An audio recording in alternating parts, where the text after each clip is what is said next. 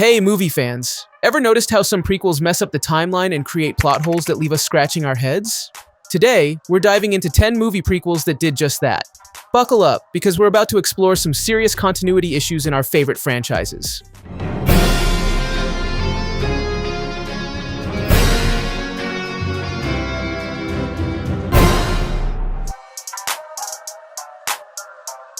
Starting off with the Hobbit trilogy. Remember when Gandalf tells Bilbo, magic rings should not be used lightly at the end of the Battle of the Five Armies? There are many magic rings in this world, Bilbo Baggins, and none of them should be used lightly. That means Gandalf knew Bilbo had a magical ring. But wait! In The Lord of the Rings, Gandalf doesn't act on this knowledge until decades later. It doesn't quite add up, right? If Gandalf knew the ring was dangerous, why did he wait so long to deal with it? Our heroes could have started their quest way earlier instead of waiting for the Nazgul to show up in the Shire.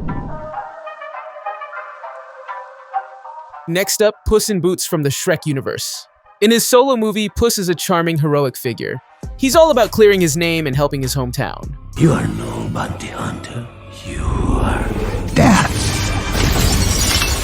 But jump to Shrek 2, and he's a hired assassin with a fearsome reputation. How did Puss go from a hero to an assassin for hire? The character shift feels off, and doesn't really fit with his earlier portrayal. Pray for mercy from Puss in Boots. Now let's talk about Star Wars Revenge of the Sith. Obi-Wan and Yoda decide to hide Anakin's kids from the Emperor and Darth Vader. And what of the boy? To Tatooine. To his family send him. Leia gets a new identity with Senator Organa, but Luke?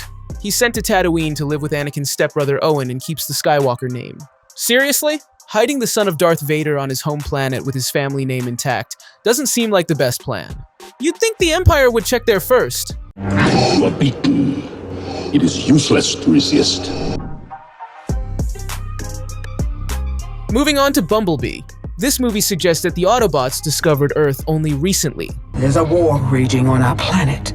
If B-127 isn't found, that war may find its way here. But wait, didn't the previous Transformers films reveal their long history on Earth? Bumblebee seems like a soft reboot, but it still confuses fans because it ignores the established timeline.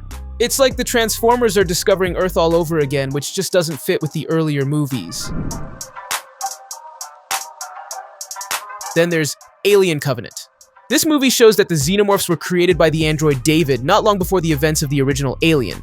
But the first film shows a 1,000-year-old engineer killed by a Xenomorph. If David created them recently, how does that ancient scene make any sense?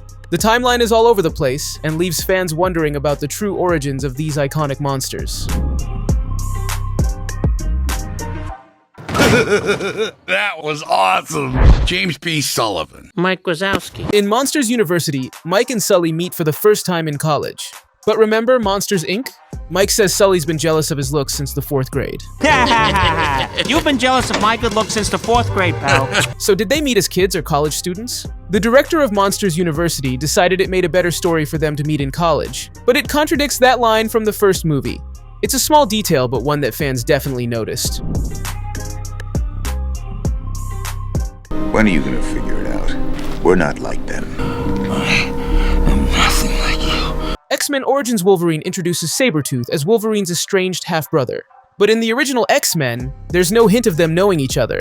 Plus, Sabretooth looks totally different. The timeline is further messed up by X-Men Days of Future Past, which tries to reset everything, but still leaves fans scratching their heads over these inconsistencies. Why didn't Sabretooth recognize Logan in the first movie if they had such a deep past? Do you even know how to kill me? I'm gonna cut your goddamn head off. See if that works. In Fantastic Beasts: The Crimes of Grindelwald, we see Professor McGonagall teaching at Hogwarts in the 1920s. But according to Harry Potter lore, she wasn't born until 1935. How was she there teaching decades before she was supposedly born? It seems like the filmmakers wanted a fun cameo, but it created a glaring plot hole that doesn't fit with the established timeline. Perhaps it would be more useful if I were to transfigure Mr. Potter and yourself into a pocket watch. That way one of you might be on time. Back to Star Wars with The Phantom Menace. Obi-Wan's Jedi robes became the standard look for all Jedi. But why would Obi-Wan wear these recognizable robes while hiding from the Empire in A New Hope? It's like he wants to get caught.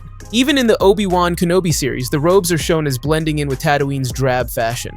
Yet when Anakin returns to Tatooine, Watto instantly recognizes him as a Jedi because of his clothes. So, are the robes noticeable or not? The inconsistency is hard to ignore. Magic rings should not be used lightly, but don't take me for a fool. I know you found one in the Goblin tunnels, and I've kept my eye on you ever since. Finally, back to Gandalf and that ring in The Hobbit, the Battle of the Five Armies. If Gandalf knew Bilbo had a magical ring, why didn't he investigate it further right away? Instead, he waits until the Fellowship of the Ring to confirm it's the One Ring. This delay doesn't make sense given the urgency we see later. The heroes could have dealt with Sauron much earlier if Gandalf had acted sooner. Bomber!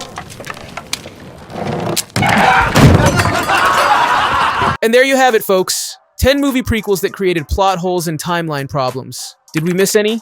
Let us know in the comments below. Don't forget to like and subscribe for more movie breakdowns and discussions. That's all for today, and I'll see you in the next one. Okay, stay calm, stay calm. I am calm. I'm talking to myself.